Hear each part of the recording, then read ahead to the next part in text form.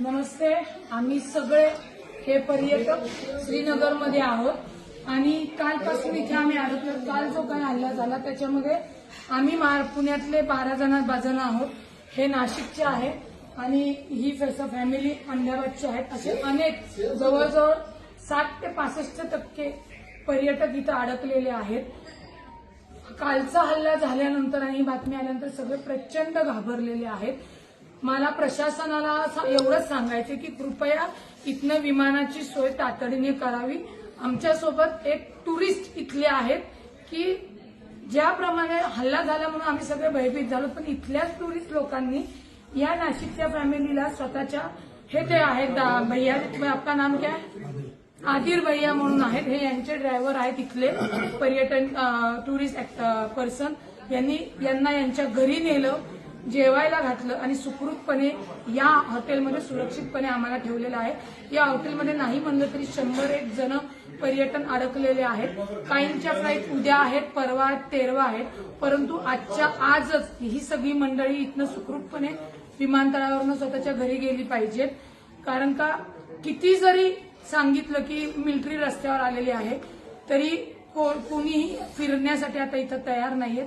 आणि हे जे काही टुरिस्ट ऍक्टिव्हिटी आहेत यांनी जी काही मदत केली यांना ती शब्दात सांगू शकत नाही. कारण का हे रडायला लागलेले आहेत, कारण ह्यांचा धंदा पूर्णपणे बुडालेला आहे. इथं कुणी आता पर्यटक येणार नाही. त्यांनी गाड्या वगैरे सगळ्या लोनवरती घेतलेल्या आहेत आणि अक्षरशः रडतायत की आता यांच्यापुढे बेरोजगारीचं खूप मोठं संकट आलेलं आहे. इथून पुढे यांना कुठलाही व्यवसाय मिळणार नाहीये आणि यांच्यावर खूप मोठी बेरोजगारी येणार आहे. ज्यांनी कोणी हा हल्ला केला असेल तर अत्यंत दुर्दैवी आणि अत्यंत निंदनीय. आप भी बोलिए, क्या बोल रहे हैं आप? ये जो भी हुआ बिल्कुल अनफॉर्चुनेट एक्ट है, होना नहीं चाहिए था. वो तो वहाँ पे मासूम बच्चे थे फैमिलीज के साथ, वो तो यहाँ पे वेकेशंस के लिए आए थे, हमारे साथ यहाँ एंजॉय करते थे. अपना भी घर चल रहा था, वो भी एंजॉय कर रहे थे. यहाँ की मोस्टली जो इकॉनमी है इसी टूरिज्म पे डिपेंडेंट है.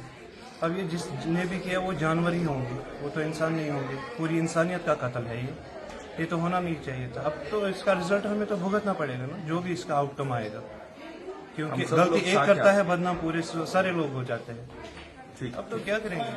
आमचं महाराष्ट्र सरकारला, कर्नाटक सरकार असेल, सगळ्या स्टेटला लोकांना विनंती आहे गव्हर्नमेंटला की तातडीने विमानांची एक्स्ट्रा विमानं अवेलेबल करून आम्हा सगळ्यांना इथनं सुरक्षितपणे आपल्या आपल्या राज्यात घेऊन जावे आणि लवकरात लवकर ती हे करावी. मी महाराष्ट्राचे उपमुख्यमंत्री अजितदादा, केंद्रीय मंत्री मुरली अण्णा यांच्याशी संपर्क करून इथे जेवढे पर्यटक आहेत त्यांच्याशी बोलून आजच्याच त्यांना हलवण्या, माझ्या फॅमिलीसह ही सर्व पर्यटन ही माझी महाराष्ट्राची फॅमिली इथनं हलवण्याचा प्रयत्न करतोय.